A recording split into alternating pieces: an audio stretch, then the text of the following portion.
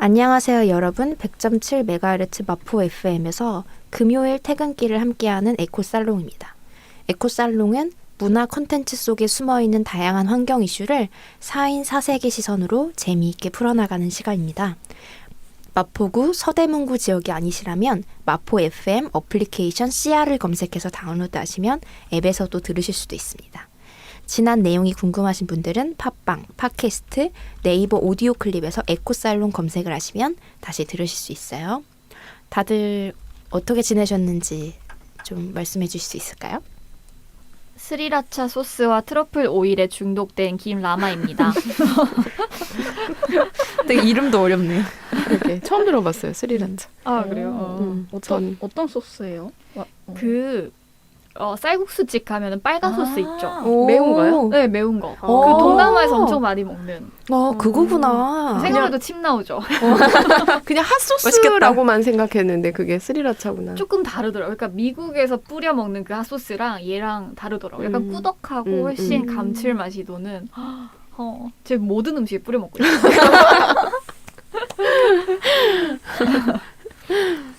아, 네. 저는 건강한 삶을 위해 밀프렙을 시작한 올리브입니다. 올리브 진짜 부지런한 것 같아. 그러니까. 이제 아니요. 밀프렙까지.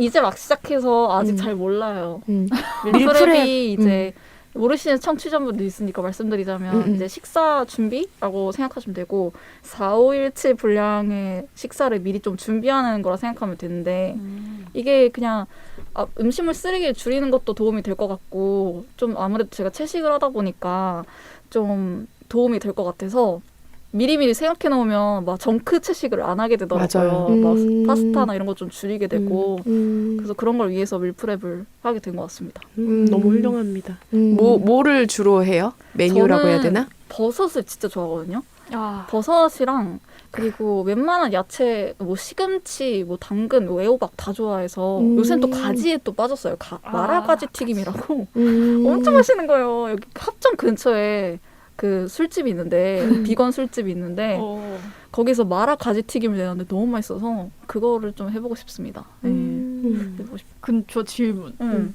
정크 비건이 뭐예요? 약간 그런 거예요. 뭐 내가 정말 건강하게 채식을 하는 게 아니라 라면 그리고 뭐 햄버거 그리고 뭐 막 가공식품 파스타 이런 것도 그거잖아요. 신선한 탄수화물이 아니라 가공된 탄수화물이라서 네. 이거를 자주 먹으면 안 되거든요. 아 그래요? 네. 그러니까 몸을 위해서 방금 띵 하신 것 같은데.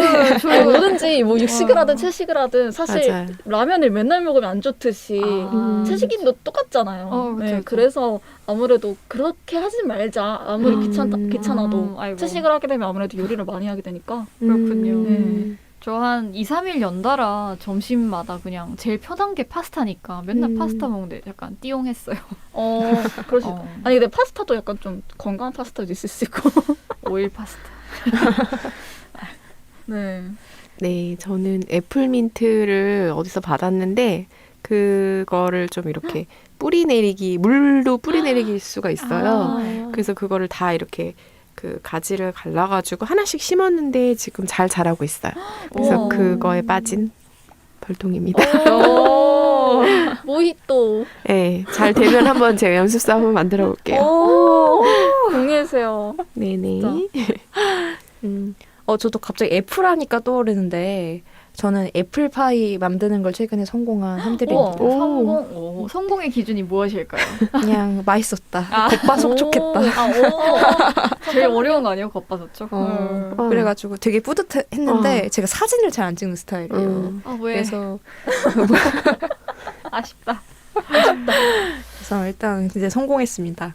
그래서 이렇게 바나나를 으깨서 넣었거든요. 이게 비건으로 만드느라고 맞아요. 대체하기 위해서 이제 네, 버터 대신에 버터 대신에 바나나를 으깨서 넣었는데 궁금하겠다. 되게 맛있었어요. 네. 레시피 궁금해요. 제가 나중에 공유해드릴게요. 감사합니다. 우리 나중에 우리 뭐 여러 가지 플랫폼에 이런 것도 정보 넣어주면 다른 분들 되게 유용하겠네요. 맞아요. 애플, 바나나, 파이? 네. 저희 갑자기 제안하고 싶은 게 연말 나중에 기념으로 이렇게 비건 음식을 한 끼씩 들고 와서 와인 한잔 하면서 포트럭 파티. 네, 파티 겸 회의하는 거 어때요? 좋아요. 청취자분들 본격 네, 소외시키기. 아니 너튜브로 틀을 수 있으면 같이 틀어가지고 뭐 먹방 이런 그런 걸로 하는 건가? 비건 먹방 이런 거 하는 거 어때요? 좋아요. 해봐야겠다. 청취자분들 그 화상으로 참여하시라 그러고. 오 좋다. 아니면 전화 데이트. 오, 전화 데이트. 제발 있어라. 또 우리 지인들 총 출동하겠네요. 근데 문제는 제 지인들은 전화를 잘 안 받아요. 거의 라마쌤 지인이 될 것 같은 느낌이. 아, 네. 오늘도 또 재미있는 근황 들었고요. 원래 근황 토크가 제일 재밌죠. 그럼 이제 슬기로운 덕질 생활 시작해 보도록 할게요. 지난주부터 에코살롱에서 2주 동안 다루고 있는 콘텐츠는 영화 다시 태어나도 우리입니다. 림포체, 그러니까 티베트 캄 사원에 있는 고승의 환생인 이 림포체 앙뚜와 스승 우르게안이 티베트 캄에 있는 사원을 향해서 여행을 떠납니다. 지난주에는 전반적인 감상과 인물들 간의 관계에 대해서 이야기해봤다면 이번 주는 영화에 대한 보다 심도 깊은 이야기를 한번 나눠보도록 할게요. 슬기로운 덕질 생활 시작해볼게요. 이 1부에서는 조금 여기가 티베트 불교가 아무래도 나오다 보니까 저는 이게 좀 흥미롭더라고요. 그래서 뭐 혹시 사후 세계에 대해서 어떻게 생각하시는지, 전생을 믿으시는지 좀 이런 얘기도 해보고 싶었고, 조금 평소에 뭔가 불교의 어떤 세계관, 약간 이런 거에 혹시 관심 있으신 부분이 있는지도 좀 듣고 싶었어요. 저는 사후 세계에 대해서 상상은 많이 해봤어요. 왜냐면은 요새 그 영화 코코라고 이제 주인공이 이제 매달 제사를 하면 이제 죽은 선조들이 이렇게 와가지고 이제 같이 축제를 한다 뭐 이런 식의 스토리였고, 또 제가 요새 즐겨보는 네플땡땡의 그 드라마 굿플레이스라는 드라마도 죽음 사후 세계에 관해서 다루는 맞아. 내용이에요. 그래서 자기가 죽으면 자기가 전생에 그 어떤 행위를 했느냐, 좋은 선한 일, 악한 일을 어떻게 많이 했느냐에 따라서 굿플레이스, 배드플레이스 이렇게 나뉘거든요. 점수 매겨가지고. 예, 그런 걸 보면서 사후세계라는 걸 이렇게 좀 다양하게 좀 해석한다면 나는 어떤 사후세계를 가게 되고 어떻게 될까 이런 걸 생각을 좀 많이 해봤던 것 같아요. 그래서 그렇게 생각하자니까 뭔가 이번 생에 좀 잘 살아야겠다. 약간 이런 나쁜 일 하지 말아야겠다. 뭐 그런 생각이 들더라고요. 이번 생은 망했다라는 말이 이제 쉽게 나오지 않는 거죠. 그러니까요. 망했으면 안 돼. 망하면 안 돼. 그럼 그치, 이상한 데 갈 수 있어. 저는 또 한국에서 매우 흥행했었던 영화 중에 신과 함께. 맞아요. 주호민 웹툰 작가의 신과 함께 원작을 바탕으로 만든 영화이죠. 저는 그 원작부터 되게 열심히 봤었는데 웹툰. 거기서 그려지는 우리나라의 그 토속적인 전통적인 사후 세계에 대해서 뭐 49제 뭐 7번의 재판을 받고 그래서 환생을 할 것인지 뭐 영원한 지옥으로 떨어지는지 이런 것들을 재판하는 내용이 나오는데 그 세계관이라 하나요? 그 정보도 너무 신기하고 좋았어요. 맞아. 신선했어요. 보신 분 저 계세요? 다 봤어요. 네, 저도 봤어요. 그래서 이런 아까 올리브님이 얘기하신 멕시코 이제 남미 지역에서 얘기되는 사후 세계와 이제 아시아권에서 얘기하는 사후 세계 맞아. 또 뭐가 있지? 유럽의 그 뭐 기독교적인 사후 세계, 천국까지. 천당가 그런 것도 다 너무 다 제각기 달라서 신선해요. 그러니까요. 비교해봐도 재밌을 것 같아요. 그러니까 저는 또 되게 재밌는 부분이 뭔가 약간 우주랑도 되게 이어져 있는 것 같아요. 그러니까 우리가 유니버스. 네, 우주의 시작을 되게 궁금해하잖아요. 그러니까 우리가 우주에서 온 존재잖아요. 우리의 몸이 되게 우주의 물질하고 되게 비슷하게 거의 비슷하게 돼 있다고 해요. 그래서 우리가 어디서 왔고 어디로 갈 것인가에 대한 어떤 항상 질문이 우주에 대한 우리에 대한 질문하고 되게 맞닿아 있고 종교랑도 되게 맞닿아 있는 것 같아요. 종교도 어떻게 보면은 나를 누가 만들었고 나는 죽은 후에 어디로 가는가에 대한 어떤 질문이니까 참 인간은 오래전부터 이런 거에 대해서 계속해서 뭐 우주를 통해서든 종교를 통해서든 질문해 왔구나 라는 생각이 좀 들더라고요. 쌤은 좀 어떠셨어요? 이런 뭐 불교의 세계관이나 아니면은 뭐 사후 세계나. 저는 원래 찐 기독교였어요. 그래서 엄청 열심히 기독교 배경에서 기독교 학교들을 나오고 굉장히 열심히 예, 활동을 했었습니다. 그러다가 사실 그 이제 모태신앙으로 어릴 때부터 그렇게 했다가 한 20대가 넘어가면서부터 그때 약간 이제 질문들을 하기 시작했어요. 내가 믿고 있는 게 뭐 진짜 이렇게 절대적인가 이렇게 하다가 뭐 여기에 그 앙뚜아 그 우류관이랑 지금 비교하기는 좀 너무하지만 저도 그때 그 종교 간의 내면의 갈등으로 엄청나게 이제 고민을 했어요. 왜냐면은 다른 뭐 불교나 이런 것과 다르게 기독교는 그 절대적인 신이 있고 그것에 따라 그야말로 천국과 지옥이 나뉘어지는 거거든요. 상대적인 게 아니기 때문에 이거는 또 그렇게 평생을 믿어왔기 때문에 저한테는 굉장히 중요한 문제였는데 거기에서 이제 질문에 맞닥뜨리니까 너무나 무섭고 두려웠었거든요. 또 제가 그때 저만의 여행을 저도 떠나긴 했어요. 그래서 그때 어떻게 질문이 생겼냐면은 그 불교에 관련된 어떤 목사님이 쓰셨는데 불교 관련된 서적이었어요. 그거랑 이제 간디 서적. 근데 간디 너무나 훌륭한 사람인데 어떻게 지옥을 가지? 크리스천이 아니라는 이유로 여기에서 제 이제 의문이 들면서 그 책 두 가지를 가지고 제가 산티아고로 떠납니다. 그래서 네 이제 그런 여정을 하다가 뭐 신은 어디에 있으며 나는 이제 어떤 종교를 믿어야 하며 뭐 인생을 어떻게 살아야 되나 이런 질문을 안고 이제 간 여행이었어요. 이제 걸으면서. 근데 그때 제가 그 프랑스 어떤 시골에 뭐라고 해야 되죠? 사원은 아닌데 그걸 뭐라고 하죠? 아무튼 피정의 집 뭐 그런 게 있었어요. 야외에. 근데 거기에 묵었는데 한 되게 어린 20대 초반 뭐 대학생이었어요. 그 학생들도. 근데 그 여학생 둘을 만났어요. 근데 서스럼 없이 저한테 이제 뭐 저도 서스럼 없이 말하는 편이갖고 이제 나의 고민을 얘기했거든요. 그때 그 친구들이 환하게 웃으면서 그러면은 거기 가기 전에 산티아고 가기 전에 자기네 집으로 들리래요.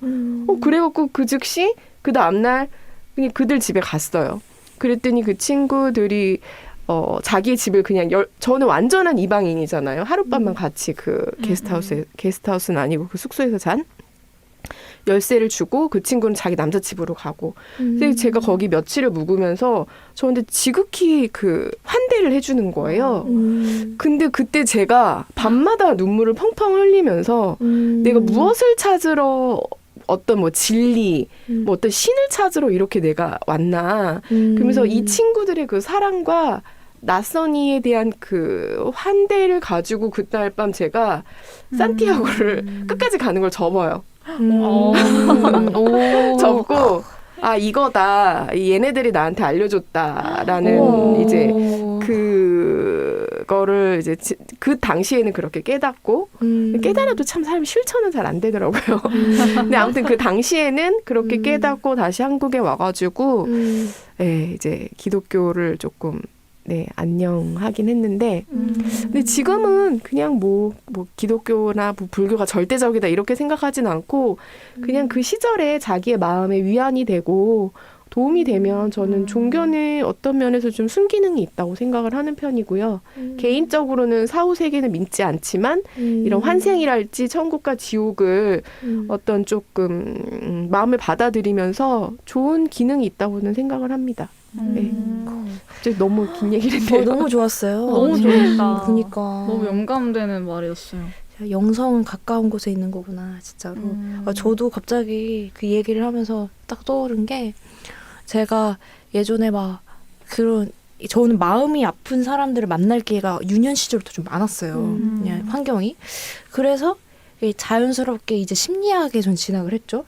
항상 이렇게 의문이 들었던 것 같아요. 이 마음의 고통. 사람이라면 누구나 막 온갖 인생의 사건들을 겪으면서 마음의 고통을 지니면서 살아가는데 이걸 어떻게 하면 구원받을 수 있고 해방될 수 있을까에 대한 문제를 어렸을 때부터 관심이 많아서 심리학을 진학을 했는데 이 심리학에서도 완전히 해답은 얻지 못하고 거기가 제가 했던 게 또 미션 학교여가지고 종교학 수업이 많았어요. 종교학 수업도 막 듣고 막 고민을 하다가 막 이래저래 뭐 결론도 못 낸 상태에서 공부를 좀 오래 했어요. 오래 했는데 이제 본격적으로 병원에 가서 진짜 이제 병든 사람들을 보게 된 거죠.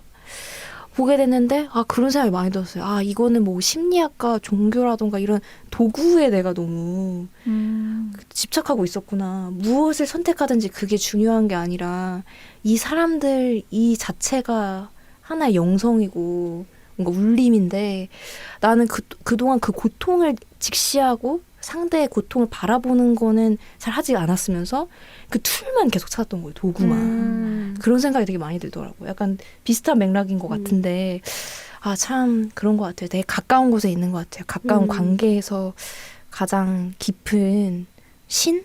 영성? 그런 존재가 있지 않나라는 생각이 드네요.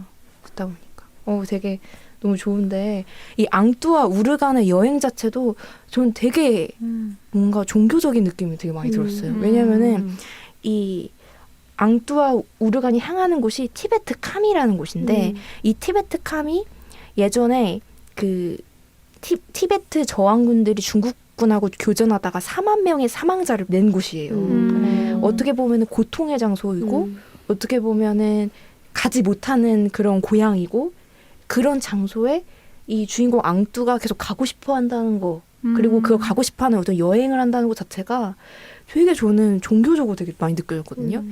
이 여행을 보면서 좀 어떻게 느끼셨어요? 저는 일단 그 여행 그 모습이 여행인 것도 되게 신선하게 다가왔었던 게 보통 여행을 하고 어디 목적지가 있다라고 하면 지도 혹은 스마트폰을 들여다보면서 여기가 맞나? 가장 효율적인 방법을 찾아서 가잖아요. 근데 이분들은 그냥 둘이 두런두런 이야기를 하면서 소뿔 조심하세요 이러면서 그냥 무작정 걷잖아요. 그래서 이렇게 히치하이킹도 하다가 되면은 얻어 타고 안 되면 그냥 걸어가고 그런 식으로 가다가 결국은 이제 그 산을 오르는데 제가 이걸 찾아봤어요. 도대체 어느 정도의 거리인가. 그래서 인도의 샥티에서 인도의 바라나시를 거쳐 이제 시킴까지 가잖아요. 그 거리를 그 구땡 지도에서 찾아봤더니 약 1,900km예요. 쉬지 않고 걸었을 때 한 보름 이상 걸리는 거리. 그러니까 이거는 이제 잠도 안 자고 쉬지 않고 걸었을 때 기준 16일, 12일 정도, 17일 정도 걸린다고 나오는데 이분들은 이렇게 방황하면서 그냥 어느 방향으로 여기서 막 그러잖아요. 앙뚜가 노을 지는 방향으로 걸어가면 되지 않냐. 그러니까 목적지가 있는 여행자들은 정말 거길 가기 위해서 효율적인 방법을 찾아가는데 이들은 그냥 그 여정 자체가 수련의 과정처럼 이렇게 얘기도 하고 서로의 어떤 추억도 쌓고 더 소통을 하는 과정이었지 않나라는 생각이 좀 들더라고요. 그리고 1,900km. 1,900km. 세상에. 근데 또 그 여행을 하는 과정에서 되게 많은 사람들을 만나잖아요.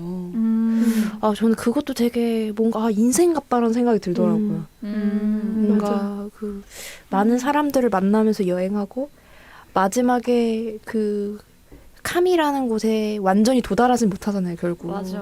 그 어떤 중국군의 어떤 공안의 그 탄압 때문에 가지 못하고. 근데 또 우리가 인생의 마지막에 갔을 때 내가 아무리 이렇게 절실하게 바라왔던 거를 다 이루고 살아가는 사람이 얼마나 있겠어요. 누구나 되게 좌절을 겪고 특히 생애 마지막에 갈수록 자기 자신을 되게 많이 돌아보게 되는데 되게 인생 같다. 이 여행이 이런 생각이 많이 들더라고요. 쌤은 좀 어떠셨어요? 저 드루쌤 말 들으니까 생각이 딱 났던 게 저는 여행이라는 거를 원래 혼자 주로 했던 사람이었고 혼자가 최고다라고 생각을 했던 사람인데 최고다. 네, 이번에 앙뚜랑 오르간이 동행을 하는 거 보면서 저만의 새로운 종교가 생긴 것 같았어요. 그냥 삶은 혼자가 아닌 함께의 이야기다라고 제가 최근에 되게 잘 읽고 있는 책의 부제인데 원래는 제가 혼자라고 외쳤던 사람이 함께를 외치게 됐던 게 이 영화를 통해서도 그렇게 느꼈지만 뭔가 저한테 있어서 진짜 내가 인생을 사는 기쁨이 나 혼자 잘 먹고 잘 사는 것에서 나오는 게 아니라 남을 돕고 그 남을 도움으로써 사람들이 되게 행복해 하잖아요.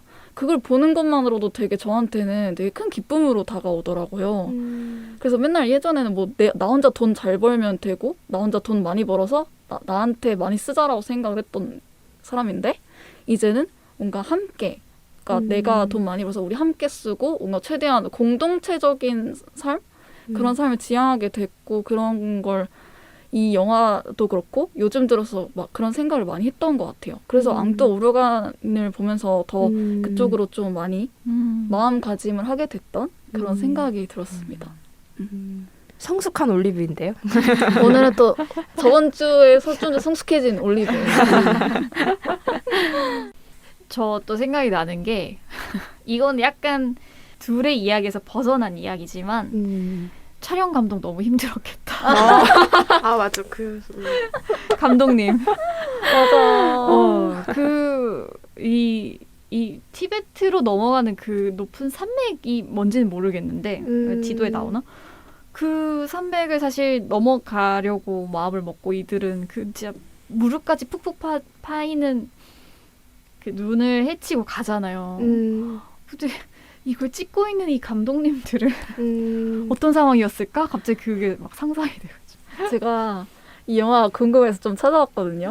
실제로 이 영화를 촬영하다가 코디네이터가 한 명이 도망갔대요. 어떡해. 그리고 그 제작진들이 자면서 중국군들이 자기네들을 체포하는 그런 꿈을 계속 악몽을 꿨대요. 어떡해. 그럴 정도로 이 감독도 그렇고 되게 촬영진들이 되게 많이 고생했다고 하더라고요. 제가 그런 걸 보면서 한 명이 도망갈 정도면 진짜 힘들었겠구나. 코디네이터면 현지 사람일 거 아니에요. 근데 현지 사람도 도망갈 정도면. 아 그런가요? 코디네이터? 그런가? 그래가지고 한 명이 제작진 한 명이 도망갔다고 했던 것 같은데 그래서 그거 보고 진짜 놀랐어요. 그러니까. 그리고 또 비하인드 스토리로 이때 앙뚜가 마을 사람한테 되게 소외되고 약간 이런 시기가 있었잖아요. 이때 막 감독님이 너무 자기 탓 같고 힘들어서 막 울고 막 그러셨다고 그러시더라고요. 그때 막 되게 막 외지인이라고 되게 안 좋게 봤대요. 조조하는 거를 안 좋게 봤는데 그런 거를 그 우르게안이나 앙뚜가 내색도 안 하고 그러고 그렇게 했다고 하더라고요. 그래서 그런 것들 너무 미안해서 포기할까 막 이렇게 생각하면서 막 울기도 했다고 막 인터뷰에서 말씀하시고 그래서 이게 고생해서 찍은 영화인데 어머니는 또 어떻게 말씀하셨냐 이렇게 했더니만 영화 보실 때 쿨쿨 주무셨다고.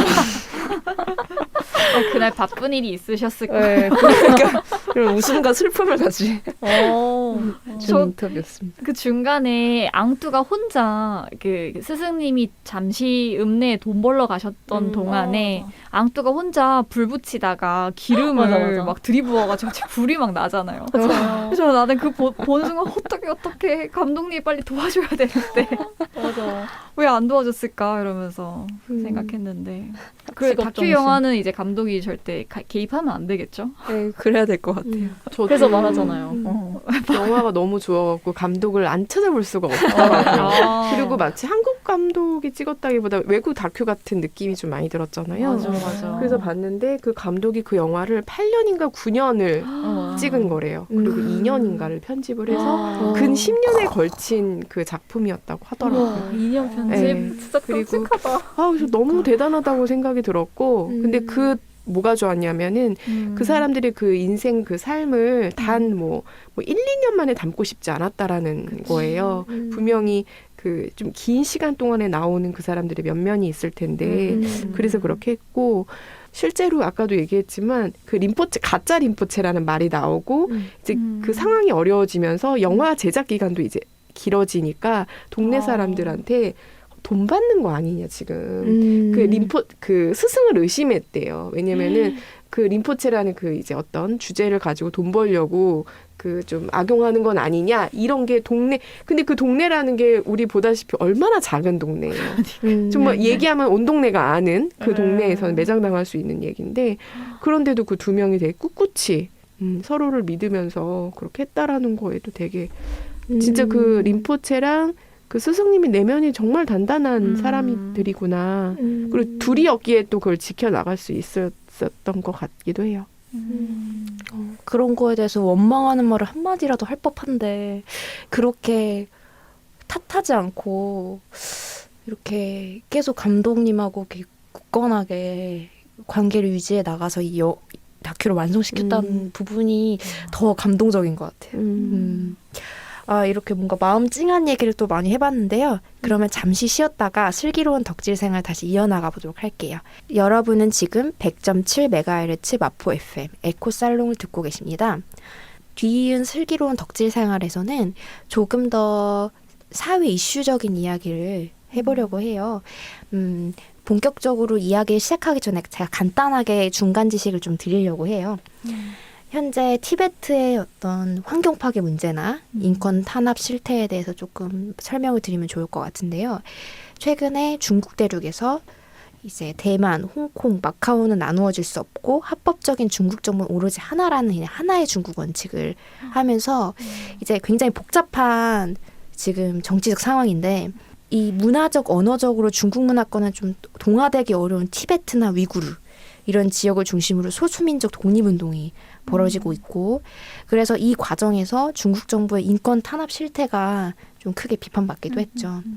그래서 이제 1959년에 그때 아까 전에 그 민중봉기가 일어났다고 말씀드렸는데 그때 120만 명 정도의 티베트인이 대략 학살당하고 투옥당하고 좀 많이 고문받기도 하고 했어요. 이 120만 명이란 숫자가 좀 감이 안 오실 텐데 티베트 인구의 한 5분의 1 정도의 숫자라고 합니다. 그래서 이런 인권 탄압은 아직도 현재 진행형이고 최근에 위구르의 경우에는 그 영화 뮬란 보이콧 운동으로도 좀 많이 알려지기도 했죠. 디땡땡사가 그 위구르에 있는 인권 탄압을 좀 모른 채 하고 그 위구르 그 지역에서 좀 영화 촬영을 하고 막 그랬었죠. 그래서 그것 때문에 좀 많이 크게 비판받기도 했었는데 이런 어떤 배경에서 발생한 일이라는 거를 좀 알아두시면 좋을 것 같습니다. 환경 파괴 문제에 대해서 본다면은 좀 티베트가 환경 파괴 문제가 좀 심한 상황이에요. 현재 중국 정부의 벌채로 인해서 전체 티베트 쌈림의 68%가 현재 파괴된 상태고요. 그 티베트의 강에는 이제 샨샤댐이라고 이제 되게 악명 높은 이런 댐 건설이 있는데 이것 때문에 이제 수몰 지역의 주민 70만 명이 강제 퇴거됐던 그런 일도 있었고 71년에 티베트 고원에 핵무기를 들여와서 티베트를 핵실험과 핵폐기물 처리 용도로 사용했던 이런 여러 가지 사건이 있었습니다. 그래서 95년도에 중국 정부가 이 사실을 시인하기도 했고요. 그래서 약간 이런 되게 마음 아픈 어떻게 보면은 우리 일제강점기 시절을 좀 떠올리게 하는 약간 이런 배경적인 이야기가 좀 많았던 것 같습니다. 이런 거 좀 각자 보시면서 어떤 감정이 드셨는지 혹은 어떤 생각이 드셨는지 좀 공유해 볼까요? 아니 일단은 이거를 몰랐다는 게 너무 또 반성하게 되네요. 저는 이런 걸 몰랐고 또 중국이 이런 하나의 민족 뭐 이런 거는 대충 알고는 있었지만 이 영화를 보고 나서 더더욱 말이 안 됐다고 생각을 했어요. 이 사람들은 앙뚜와 오류간 포함해서 그 지역에 살고 있는 사람들은 제가 보기엔 도저히 중국과 연관성이 없는 그냥 독립된 민족으로 보였었는데 근데 이제 중국 특히 위구르는 카자흐스탄 완전 중동 있고 그리고 티베트 같은 경우는 인도 바로 옆에 있는데 사실상 베이징과 굉장히 먼데 이거를 어떻게 하나로 통일시키겠다는 건지 저는 그것조차 되게 이해가 안 가서 이거는 그냥 그들의 이익 그냥 하나로 통일됐을 때 그 공산당이라는 지배 체제가 되게 명확해지잖아요. 통치하기도 되게 쉬워지고 그냥 그걸 목적으로 한 거지 정말 순수하게 이 소수민족을 존중하고 보호하기 위해서 펼친 정책은 절대 아닌 것 같아요. 이 소식을 들어보니까 그런 생각이 드네요. 이게 제국주의의 얼굴이 똑같다? 약간 이런 말이 그 시선으로부터라는 정세랑 작가 책에 나왔었잖아요. 근데 그게 참 많이 들더라고요. 뭔가 힘을 가졌을 때 그 힘을 어떻게 사용하느냐. 약간 그게 정말 약자에 대한 태도를 보여주는 것인데 참 그런 면에서 좀 아쉬운 점이 정말 많은 것 같아요. 좀 다른 분도 어떻게 보셨어요?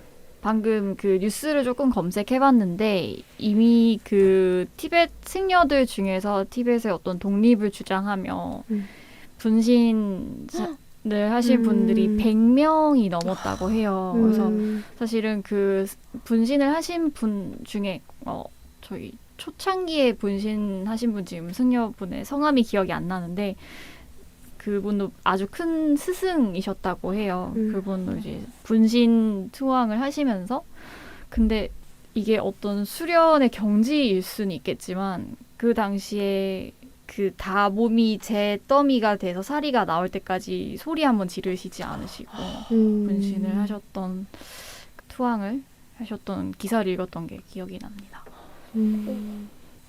저는 너무 참담해서 정말 어떻게 뭐 무슨 말을 해야 될지 잘 모르겠어요. 왜냐면 이게 중국이 너무 거대하고 이게 하루 이틀이 아니라 굉장히 수백 년 동안 그 소수민족들을 지배하는 그런 힘을 길러왔던 그 중화사상이라고 해야 되나요? 너무 강력했던 나라여서 도대체 어떻게 해야 되나 좀 깜깜하네요.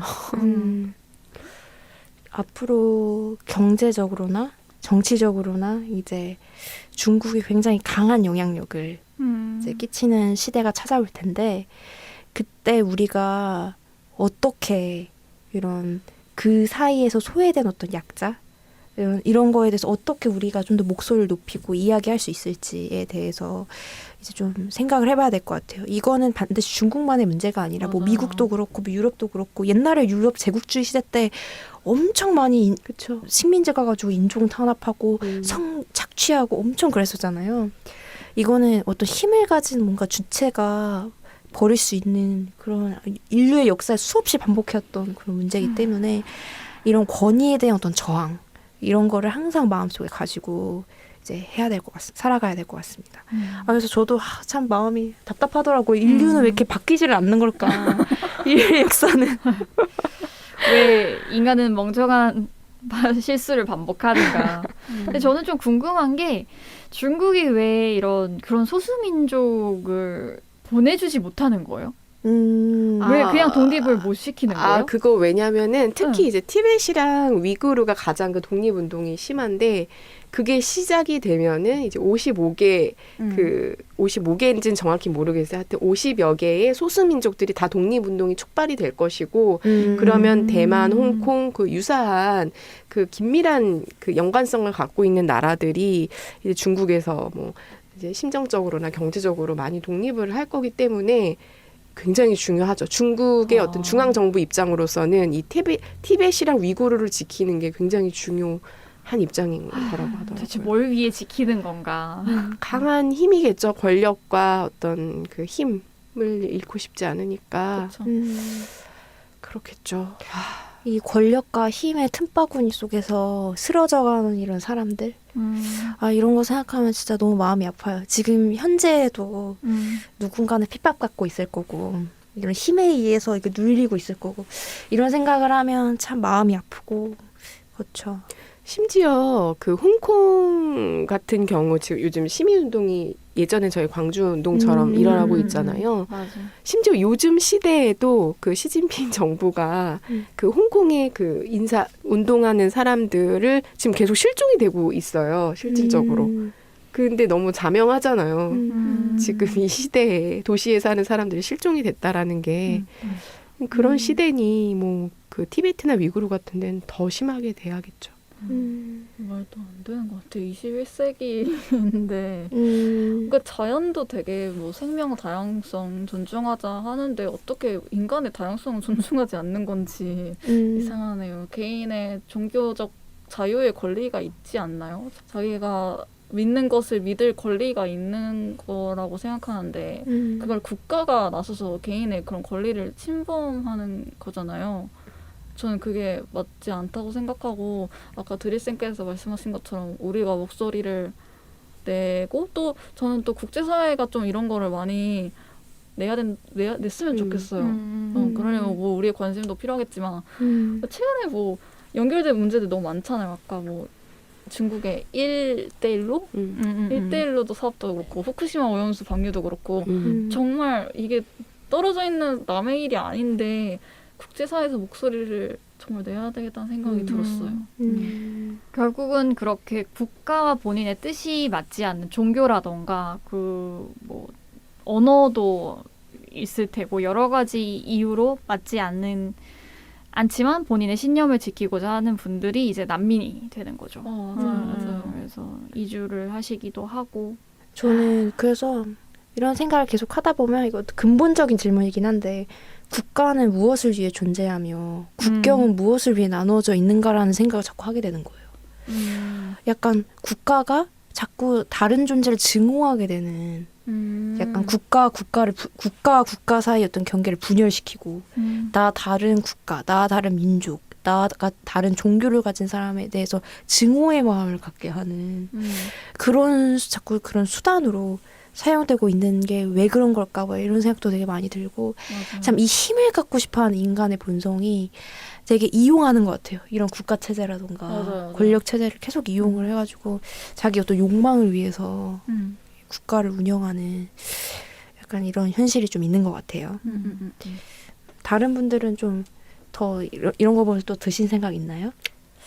그래서 저는 이거를 뭐 아까 국제사회 이야기를 하셨잖아요. 근데 이제 국제사회라고 하면 되게 포괄적이니까 뭐 중국이 이렇게 한다, 일본이 이렇게 했을 때 나라에서 목소리를 내기는 되게 조심스러울 것 같아요. 너무나 이제 뭐 경제라든지 이렇게 얽혀 있기 때문에. 그래서 이런 시민사회가 앞으로는 좀 더 힘을 연대를 해서 시민사회 연대에서 좀 목소리를 많이 내줘야 되는 시대가 아닌가 좀 그런 생각이 들어요. 그래서 어떤 예를 들어 홍콩에 뭐 시위를 할 때도 한국에 있는 시민단체들이 힘을 뭐 연합을 해서 보태준다든지 뭐 이런 식으로 좀 운동을 하는 게 필요할 것 같아요. 근데 그런 의미에서 되게 저는 희망적이다라고도 생각을 했던 게, 아니 희망적인지 모르겠지만 아까 뮬란 보이콧 운동해서 생각이 났던 건데 사실 요즘 세대라고 해야 될까요? 그 Z세대 같은 경우 뭐 Z세대가 아니더라도 그냥 요즘 사람들 자체가 되게 환경 문제나 여러 사회 이슈에 되게 많이 알고 있잖아요. 많이 깨어있고 되게 그거에 대해서 목소리 많이 내려고 하잖아요. 저희만 해도 그렇고. 그렇다 보니까 이런 목소리들이 모이면은 아까 뭐 별동님께서 말씀하신 것처럼 이런 시민사회가 조금 더 힘을 갖게 되지 않을까? 그러면 이거에도 좀 더 저희같이 이렇게 관심을 갖고 이걸 전달하는 사람들이 있다면 목소리를 모으는 것도 필요할 것 같고 그래서 더더욱 좀 그래도 괜찮지 않나, 이 정도면 더 열심히 하면 되지 않을까 이런 생각이 들었어요. 그 인류의 역사를 보면 항상 이런 중요한 순간에 목소리를 내고 힘을 보태준 건 되게 민중들이었던 것 같아요. 일반 민중들. 저번에 체르노빌 때도 뭐 그 국가가 잘 대처했다기보다는 가만 보면 그 국가의 어떤 부패된 시스템 속에서도 어떻게 보면 내 주변에 사랑하는 사람 그리고 공동체를 위해서 헌신했던 그런 수많은 어떤 노동자들이 있었기 때문에 그 국가적인 위기가 극복될 수 있었던 거잖아요. 사실 우리나라도 가만 보면은 그 일제강점기 때 그러니까 정부가 제 역할을 제대로 하지 못했을 때 많은 어떤 민중들이 다 독립운동하시고 되게 어떤 자유를 쟁취하기 위해서 많이 목소리를 높이셨잖아요. 이런 것처럼 진짜 언제든지 풀뿌리에서부터 많은 변화가 시작이 되는 것 같습니다. 홍콩 사태를 보면서 사실은 우리나라가 아쉽게도 중국의 뭐라 해야 되죠? 눈치를 많이 보니까 우리나라도 정말 힘들게 이제 민주화 80년대 그걸 겪으면서 성장해온 나라인데 그걸 성취해온 나라고 홍콩을 보면서 그런 동질감을 많이 느낄 텐데 우리 어떤 나라의 지도자층도 그 모든 시대를 지나왔던 기성세대일 텐데도 불구하고 어떤 국제 정치의 어떤 다이나믹이라고 할까요? 그 힘겨루기, 혹은 그런 눈치 보기, 싸움 그것 때문에 지지를 하지 않건 거기에 대한 명확한 목소리를 내지 못한다는 사실이 조금 안타까웠어요. 그래서 진짜 쌤들 말대로 정치란 뭔가 그러니까요. 국가를 보고 도대체 정치질은 무엇인가 이런 생각이 좀 들면서도 네, 그래서 쌤들이 얘기한 것처럼 우리 시민사회에서 목소리를 내고 우리가 목소리를 높여야 되지 않을까라는 생각이 들었어요. 그래서 홍콩 그 시위가 한창이었을 때 사실 저희 제가 다니고 있는 회사에서도 홍콩 지사가 있는데 홍콩 지사 동료들한테 응원의 목소리를 같이 녹화해가지고 보내기도 하고 그런 연대를 했었던 게 기억이 나네요. 많이 힘들어하고 있더라고요. 이민도 많이 가고. 네, 이런 소식 들으니까 또 마음이 복잡해지시는 분들도 있을 거고 좀 절망적인 마음이 드시는 분들도 있겠지만 모든 거의 변화의 출발점은 고통을 직시하는 것으로부터 시작된다고 생각을 하거든요. 그래서 우리가 이런 문제를 바로 바라보고 어떤 것부터 함께 목소리를 낼 수 있는지, 변화시킬 수 있는지 함께 찾아보는 것에서 분명히 길이 있다고 생각합니다. 네, 그럼 슬기로운 덕질 생활은 여기서 마무리하고요. 잠시 후에 에코 서머리로 돌아오겠습니다. 여러분은 지금 100.7MHz 마포 FM 에코 살롱을 듣고 계십니다. 이제 오늘의 마지막 코너 에코 서머리만을 남겨두고 있는데요. 다들 한 줄 평 부탁드립니다. 네, 올리브의 한 줄 평은 삶은 혼자가 아닌 함께 이야기다입니다. 나 혼자 잘 먹고 잘 사는 게 아니라 남을 도움으로써 행복해하는 그런 사람들을 보면서 기쁨을 느끼는 삶을 살고 싶습니다. 혹시 다른 분들? 저는 여전히 가끔 뭐 힘든 일이 있을 때 잘 투덜거리는데요. 좀 그만 투덜대고 앙뚜처럼 좀 더 많이 웃으면서 살았으면 좋겠습니다. 저는 제가 좋아하는 대사를 선택했는데요.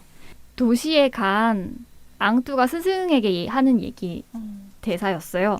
스승님, 여기는 별이 하늘에 없고 산에 붙어 있어요. 이제 별이 쏟아지던 지역에서 살다가 도시에 와보니 가로등이 이제 빽빽하게 켜져 있는 도시를 보면서 앙뚜가 했었던 말인데요. 이렇게 아름답고 순수해서 더 슬펐던 영화였습니다. 여러분도 얼른 봐보시길 강추드리겠습니다. 꼭 보세요. 네. 저는 참 인생은 여행이다라는 거를 이 영화를 통해서 많이 느꼈어요.